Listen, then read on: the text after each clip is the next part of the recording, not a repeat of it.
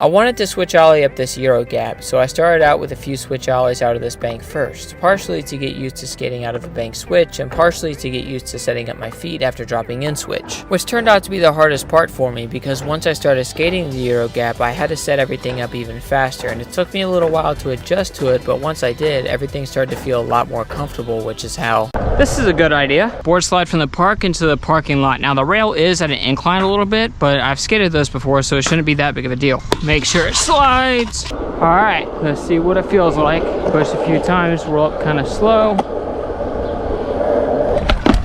Okay, I'm gonna have to lean back a little bit.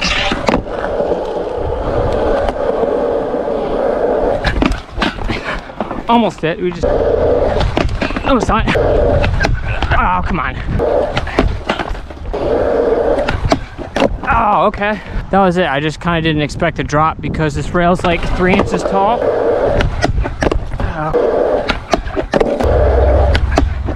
Oh, there we go. I bet I could back 180 this. So I started out doing a couple ollies over the gap and a line with a manual across the box and a backside 180 over the smaller gap. Now my biggest fear was not going fast enough and getting hung up on the parking block, which almost happened a few times. But the other thing was I had to start forcing myself to look for the landing instead of at my feet so I could actually get enough rotation to be able to roll away. I wanted to 50-50 shove out this curved ledge, so I started out doing a couple on the normal side before heading over to the curved, which to my surprise the hardest part wasn't the grind or really the shove out. It was figuring out that I needed to lean forward a little bit towards the end of the ledge so I could be more centered over the board when I landed and right away clean, which is how this kickflip took 2 days, and here's why. The first day started out with me trying a few tricks on this bank to warm up before trying to do some kickflips on this much smaller bank, which I was having trouble with, but after squeezing out a few of them I decided to move on anyways. And the only thing that did was bite me in the ass because I spent the next 45 minutes putting too much weight on my front foot and turning my shoulders and basically wound up getting nothing. So to make sure I didn't make that mistake again, a couple days later I took a step back and waited till I got 5 kickflips in a row before returning to the big bank, which now feels way more comfortable to skate, and with focusing on keeping my shoulders straight, it only took me 2 tries, which is how I wanted to see if I could still 50-50 a flat bar. So to find out, I started doing a few grinds on this box before just seeing what happens if I tried to hop on the rail, which turned out to be kind of scary, but the nerves did calm down after the first or second try, just like they did when I started rolling. Then I realized that I needed a little bit of wax, and I also needed to start hopping on the rail a little bit sooner. That way I would have just a bit more time to adjust my weight around to be ready to ride off the rail, which is how I wanted to 5-0 a flat bar again. So to build up some confidence, I started out at the ledge doing a few 5-0s before heading over to the rail to practice getting into a few stalls, which was definitely way scarier than a 50-50, especially when the board started flipping over, which could have been because I was approaching the rail at too much of an angle or I didn't have enough weight on my heels. I'm not 100% sure yet, however. The skate part could use a little work, but it's still skatable, so I decided to try a little line with the blunt transfer and a kickflip, which at first was terrifying because on the spine the coping sticks out a lot more than I'm used to, so I kept on thinking I was going to hang up on the way in,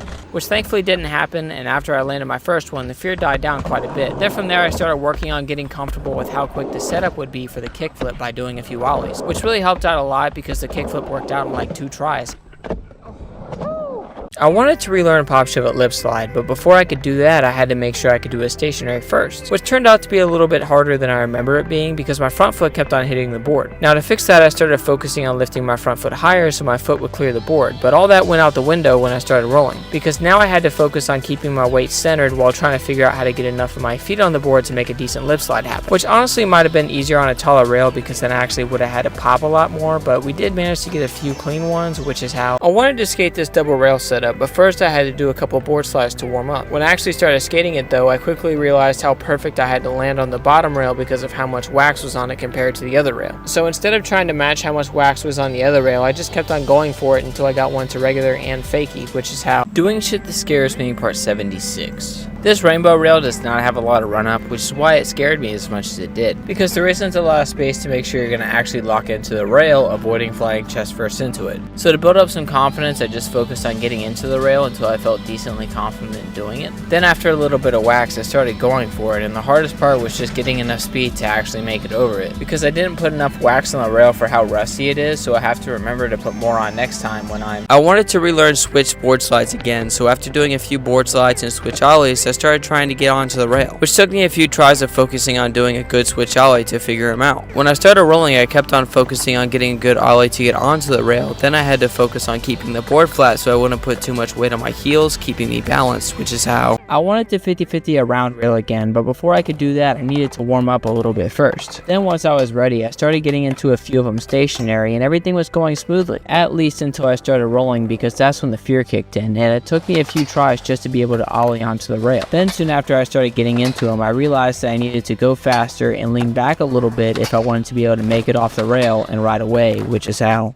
I wanted to nollie 50-50 shove out this ledge, so I started spamming a bunch of 50-50 shoves out before trying to nollie onto it, which took me a second to get used to carving around the corner before hitting the nollie, but once I did, I ran into a new problem, and that was adjusting my weight. I kept on having too much weight on my front foot by the time I went to do the shove out, which took me a while to figure out how to balance myself out, but it's still something that I'm going to have to work on for the next time. I wanted to ollie Fakey this quarter pipe, so I started out doing some ollies on this bank first to warm up and build a little bit of confidence. When I headed over to the quarter pipe, it definitely felt a lot different, which is why when I started, I just tried to do tiny ollies while focusing on staying centered until I got pretty comfortable with it. And that's when I started working on trying to get them higher, with this one probably being the best one. However, I wanted to switch ollie rock to Fakey this spine, so I started out doing some switch ollies and switch rock to Fakeys to warm up. Then when I started going for it, I had this gnarly fear of my leg going over the other side of the spine, blowing out my knee again. Now instead of being smart and just trying it on a different day, I decided to stick with it, and over the next few minutes I started being able to pop the ollie and smash my board into the coping until eventually I was comfortable enough to bring it back in, which is how I wanted to 180 up the Euro gap, but I've never done it before. So I started out doing quite a few ollies and tossing some 180s to try to get used to the narrow landing zone. From there I started trying to force myself to get both of my feet on the board and turn my head enough so I could get enough rotation to be able to ride away clean, which is how I wanted to nollie 50-50 180 out this ledge. So I started out doing a few nollie 50-50s, and I wasn't really getting into the grind the way that I wanted to, so the first one I got into really well, I tried the 180 out. Now that one wasn't nearly as good as the one that I wanted, so I spent the next 5 to 10 minutes trying to get a better one, and ended up getting a couple more that I didn't really like before something finally clicked and we got these two back to back. I wanted to do a Fakey front big spin again, so I started out doing a few Fakey 180s and front shoves. When I started going for the big spin, the only thing that I was focusing on was doing a good front shove. That's because with Fakey 180 tricks, you don't really have to spin them around all the way, so as long as I got a good front shove, I knew I was going to be able to roll away at least once. However, I want to back 180 into this bank, so I started out with doing a couple of ollies and switch ollies before going for it. Now the biggest surprise was when I started going for the back 180. It wasn't nearly as scary as I thought it was going to be. I think that skating the steep hip much earlier in the day changed my perspective a little bit, making this bank look a lot more mellow than it has in the past. I want to frontside 180 this spine, so I started out doing a couple of frontside 180s and ollie to Fakeys first. Then when I started trying it on the spine, it didn't feel too different than the bank. The hardest part was just pushing through the constant fear of flying off the side of the ramp, which thankfully didn't happen, but that fear never really went away no matter how many times I landed it. Maybe it will next time. Alright, let's see how many tries it takes to 180 into this bank. Alright, ollie first.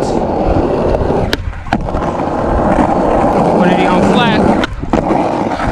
So I know I'm gonna have to have some weight on my back foot so I can actually land in the bank decently. See if we can do it first try. Shit. A little too much weight on the front foot. Alright, so if I bend my front foot a little more, maybe it'll help me get some more weight on my back foot. There we go. There we go. To the rope. I wanted to do a half cab on this bank, but first I had to do a couple Fakey ollies to get used to popping Fakey on a bank again. Then when I started going for the half cab, I did it first try and second try. Since this was going way better than I thought it was going to, I decided to take it up a notch to the 4-foot bank, which to my surprise it only took a couple of tries to adjust to the taller, steeper bank. Now all I really have to do is work on popping them higher, which is how. This gap needs to be frontside 180'd, and after that little warm-up was over, I quickly realized that I had to change the way that I 180'd. Because when I do frontside 180s, I usually end up putting a lot of weight on my heels, which works fine on flat. But now that I was skating this little gap, I had a bit more air time, and it felt like I was pushing the board in front of me a little bit, and I didn't like that. So to fix that, I started focusing on bending straight down while trying to keep the board flat so it would stay under me and stop that from happening. From there, all I had to do was wait until I got enough rotation to be able to roll away, and that is how you skate flips. I wanted to Fakey flip this bank, so after a few tricks on it combined with some of the slowest Fakey flips ever done, I started going for it. Now the entire time I was trying it, I had to slowly get used to putting more weight on my front foot. That way I could get my center of gravity where it needs to be able to keep the board under me so I can land and ride away clean, which is how I bet I could nollie over this gap. It doesn't look much bigger than a skateboard. Let's do that one more time. There we go. The biggest thing I gotta worry about is popping early. As long as I get a solid pop, I think I can do it first try.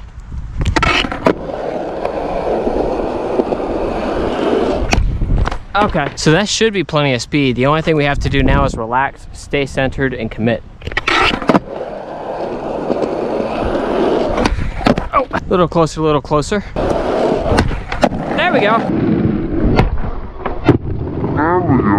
Trying weird skate tricks part 3. Today we're going to try to nose grab this gap, but before we can do that, I had to take a few minutes to work on bringing the board up to my hand instead of reaching down from the nose. Once the nose grabs felt solid again, I did a few over this board and a quick ollie over the gap. From there it only took me 2 tries to get quite possibly the best nose grab that I've ever done, and that's... I wanted to kickflip up this Euro gap, so after doing a couple kickflips out of this bank, I started going for it. Now to my surprise, the thing that I struggled with the most had nothing to do with the kickflip at all. It was actually dropping into the quarter pipe because I kept on dropping in with most of my weight on my front foot, which I still had by the time I made it over to the Euro, until I figured out how to drop in with less weight on my front foot. Then I could not only be more centered rolling down the ramp, but skating up the Euro too, which is how... I wanted to do a nollie big spin again, so after doing quite a few nollie shoves and nollie 180s, I started going for it. Now the hardest part was getting myself to stop looking at my feet as much, because as soon as I would get in the air, I'd freak out a little bit and start looking at my feet, stopping my body from rotating. To fix that, it just took a little bit of time and focusing on turning my head more to build up enough confidence to keep my head turning enough to be able to land and ride away clean, which is how... I wanted to relearn half cab flips, and after a couple of warm-up tricks, I started going for it. Now the biggest problem I ran into was the board flying out from under me. This was because I was bending down with too much weight on my heels, pushing it out from under my feet. To fix that, I had to change the way I was bending down a bit to make my knees go over my toes so the board could stay a bit more level, keeping it under my feet, which is how...